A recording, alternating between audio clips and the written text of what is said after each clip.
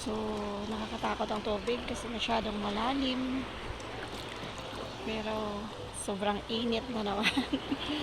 Natatakot ako dito kasi tingnan nyo naman oh, ang ganda ng tubig.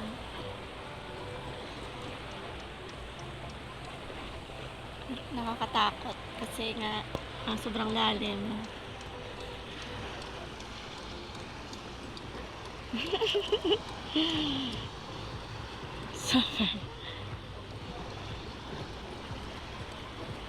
Nakakatakot. Ayaw ko talaga pumunta sa malayo kasi nga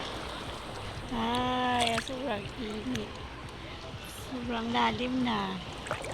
Pero guys, ang ganda niya. Tingnan niyo. Sobrang ganda talaga ng dagat.